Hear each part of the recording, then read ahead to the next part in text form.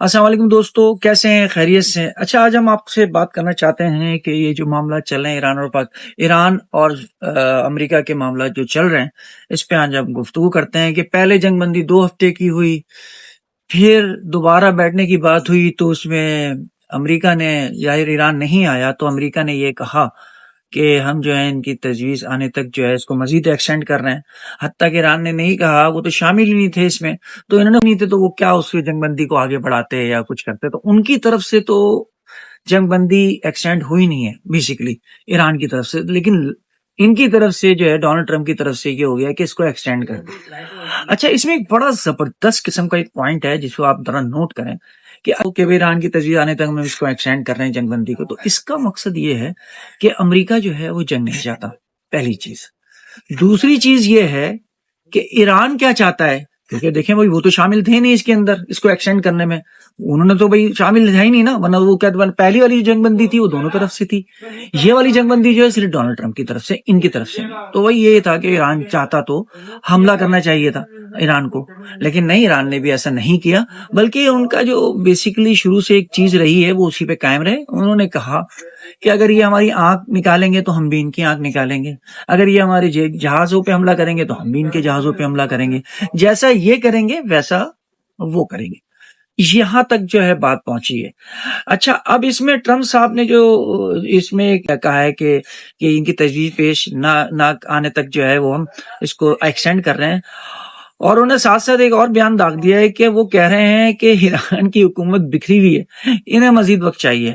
आपको तो पता है डोनाल्ड ट्रंप जो है वो माशाल्लाह रोज एक सुबह उठते हैं तो और शाम मतलब होते होते जो ट्रुथ पे लाजवाब किस्म के जो है वो बयानात होते हैं, कुछ झूठे होते हैं, कुछ सच्चे भी होते हैं, यानी ज्यादातर जो है वो हाड़ाउड़ी वाले होते हैं, लेकिन उसका नतीजा जो है वो आपके सामने ही है।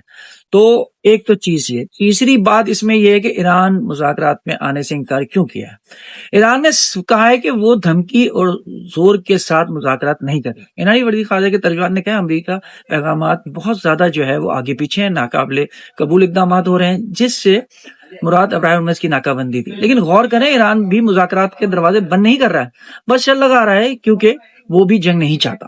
तो ये बात दोनों तरफ से डन हो गई है कि ये दोनों जंग नहीं चाहते। अब चौथी बात की तरफ आता है, असल नुकसान क्या हो रहा था भाई जंग के अंदर। तकरीबन कोई 3500 के करीब जो है लोग जा चुके हैं, कई लोग बहुत ज्यादा नुकसान हुआ है, काफी जंगी नुकसान भी हुआ है, सिविल नुकसान भी हुआ है और सारी चीजें हुई हैं। पांचवी बात यह है कि अबरार हुर्मुज़ जो है असल में ईरान जंग बना हुआ है। अबरार हुर्मुज़ दुनिया की तकरीबन 5वीं तेल की पैदावार गुजरती है, ईरान ने इसे बंद किया और पूरी दुनिया का लिए खतरा बन गया। यूरोप यूनियन के ममालिक ने भी ईरान पर पाबंदी बढ़ाने पर इत्तेफाक किया है और यूएन सिक्योरिटी जनरल ने भी जंगबंदी को तोसी डी एस्केलेशन की तरफ अहम कदम इकरार दिया है। छठी बात यह है कि असल नतीजा क्या चाहिए, ये देखें आप।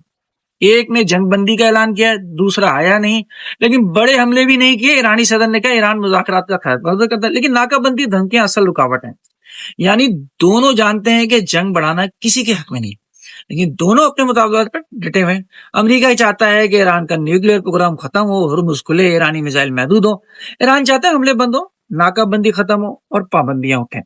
सिंपल। आखिरी में ये कह रहे हैं, आखिरी बात कह रहे हैं कि जंग हो जाएगी, तीसरी आलमी जंग आ जाएगी, जरा सांस लें। चीन ने भी खबरदार किया है कि नाजुक मोड़ पर है, जंगबंदी को कामयाब बनाना सबकी जिम्मेदारी है। पाकिस्तान सालिसी कर रहा है, अक़वाम मुत्तहिदा की हिमायत कर रहा है, यूरोप दबाव डाल रहा है। सब निशानियां ये हैं कि दुनिया जंग नहीं चाहती, और अहम बात ईरान और अमेरिका भी ये नहीं चाहते। बस मसला ये है कि दोनों पहले तुम झुको वाली पोजीशन पर खड़े हैं।